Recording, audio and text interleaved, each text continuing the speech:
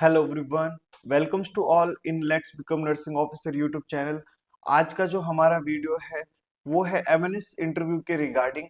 तो जैसा कि आप लोगों को पता है, आज तक आप लोगों ने बहुत सारे एग्जाम दिए होंगे, बहुत सारे एग्जाम्स अटेम्प्ट किए होंगे, लेकिन ये जो एग्जाम का पैटर्न है कि जिसमें एक रिटन एग्जाम के थ्रू आप शॉर्ट लिस्टेड हुए एंड उसके बाद में आपको इंटरव्यू फेस करना पड़ रहा है, तो ये एक हमारे लिए बेसिकली एक नई चीज है।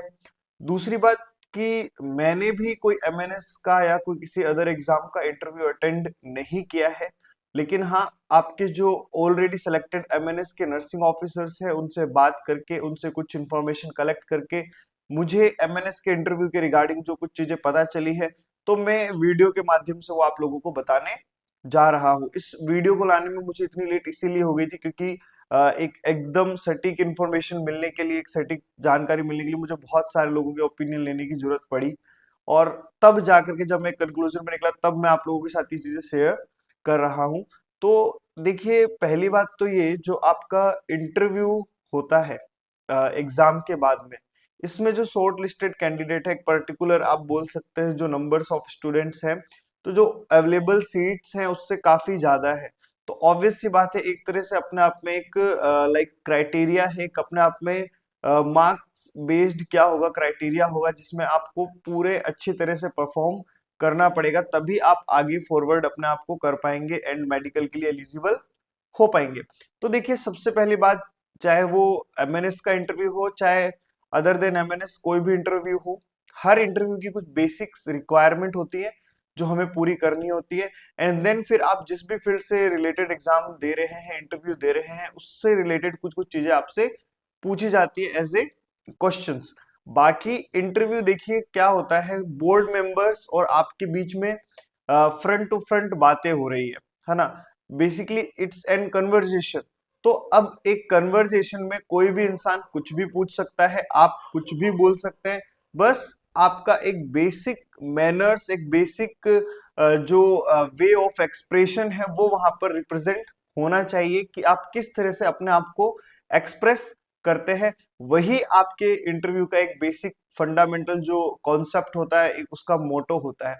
तो उसी को ध्यान में रखते हुए सारी चीजें आप लोगों को परफॉर्म करनी है। तो देखो, जैसे ही आप एमएनएस के इंटरव्यू के लिए वहां पर अवेलेबल होंगे, जब आप सेंटर पे पहुंचेंगे, तो वहां पे सबसे पहला काम जो होगा, आपको इंटरव्यू में एंटर करवाने से पहले आपको इंटरव्यू में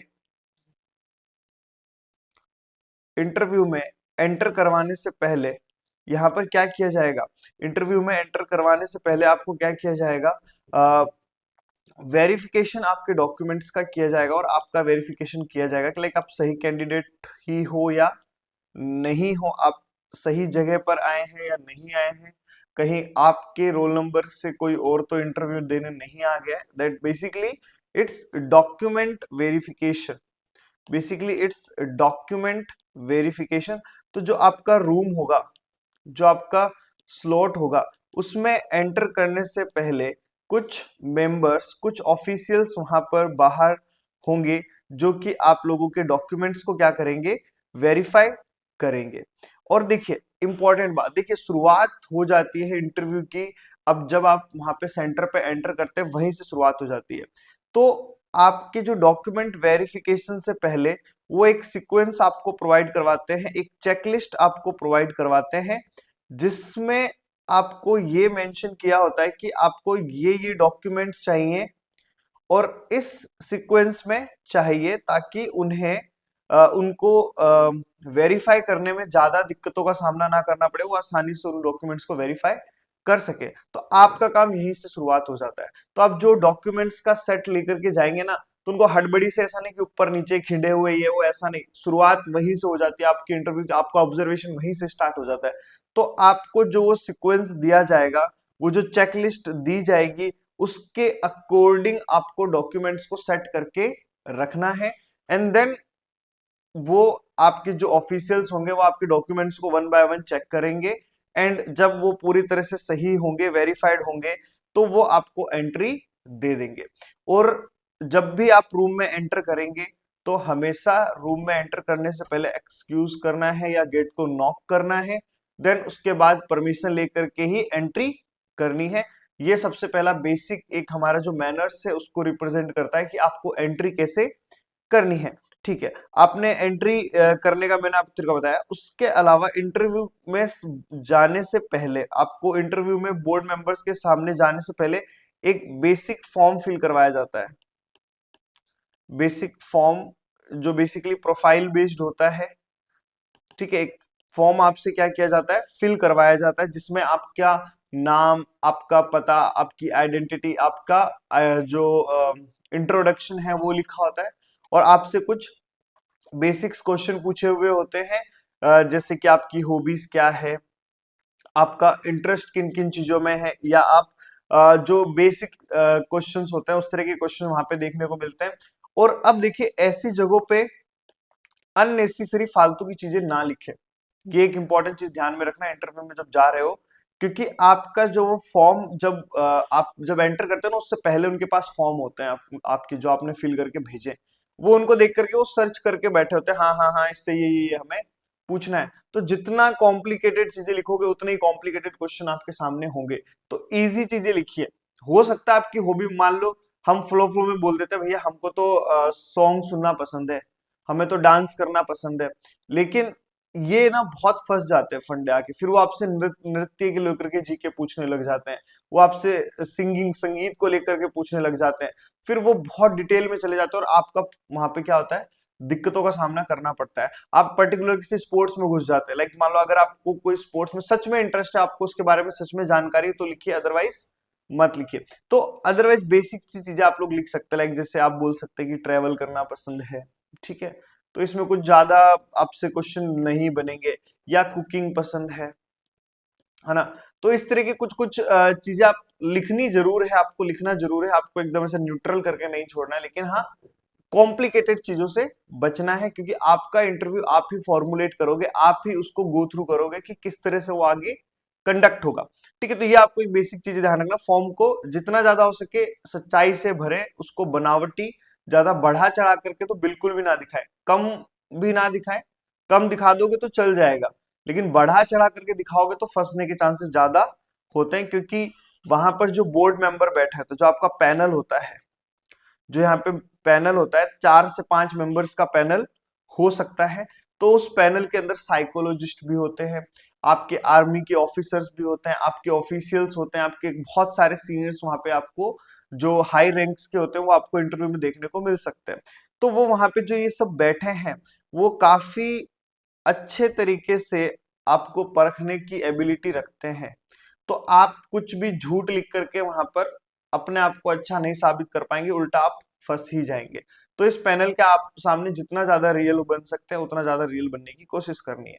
अब देखो यहाँ पर दूसरी इंपॉर्टेंट बात, जैसे ही आपने क्या किया, मैं आपको बेसिक चीजें बता देता हूँ। एंटर किया, आप नॉक करके जा सकते हैं, या परमिशन मांग करके जा सकते हैं।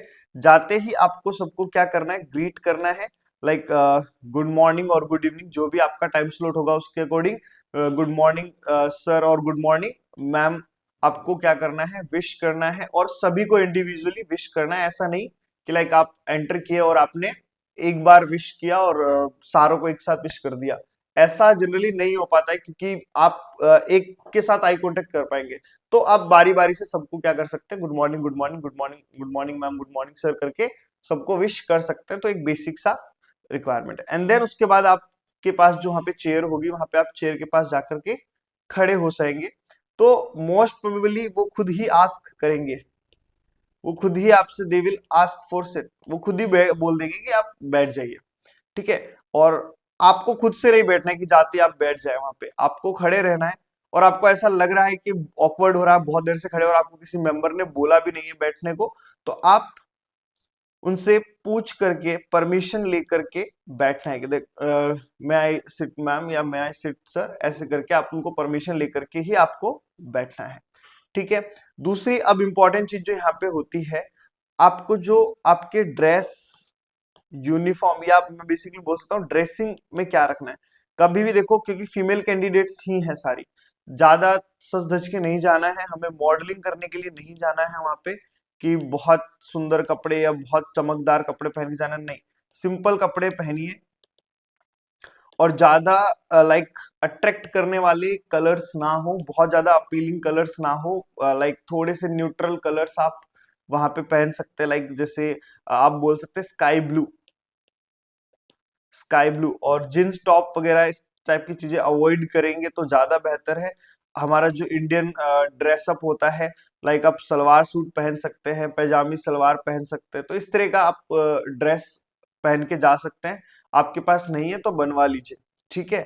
तो लाइक स्काई ब्लू हो गया, या फिर आप बोल सकते हैं लाइट ग्रे कलर में ड्रेस, तो आप बहुत सिंपल सिंपल ड्रेस आप बनवा सकते हैं, लाइक और उस पे एक नॉर्मल सा दुपट्टा भी ले लेंगे तो ज्यादा अच्छा रहेगा, ताकि और वो ज्यादा दुपट्टा भी बड़ा भी ना हो कि लाइक इधर उधर लटके वगैरह, लाइक एक सिंपल जैसे आप स्कूल यूनिफॉर्म्स में पहनते थे उस टाइप से आप नॉर्मली दुपट्टा देख करके आप ड्रेसअप कर सकते हैं, ठीक है। देन इसके बाद में अगर आप शूज की बात करें या फिर सैंडल्स की बात करें, तो वो भी ट्राई करें ज्यादा हाई हील्स की ना हो, फ्लैट स्लीपर्स हो या फिर फ्लैट सैंडल हो या फ्लैट शूज या जूती जिसे आप बोल सकते हैं हो, उतना ही अच्छा रहेगा।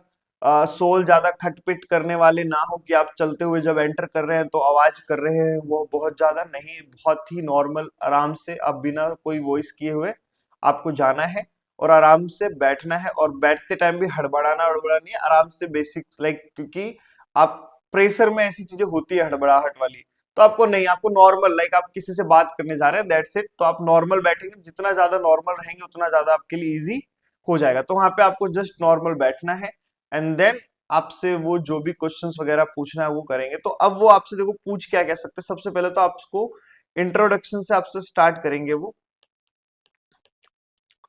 ठीक है। आपके इंट्रोडक्शन से आपको क्या पूछ सकते हैं, क्वेश्चंस पूछ सकते हैं।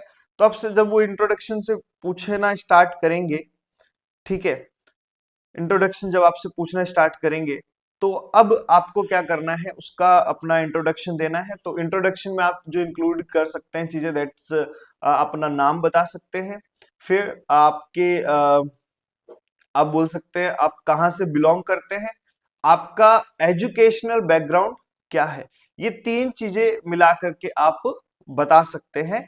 लाइक सबसे पहले अपना नाम, आपका रेजिडेंस, आप कहाँ से बिलोंग करते हैं, एंड इसके बाद में आप अपना एजुकेशनल बैकग्राउंड बता सकते हैं, और एजुकेशनल बैकग्राउंड के बाद में आप एडिशनल में अपनी हॉबीज बता सकते हैं।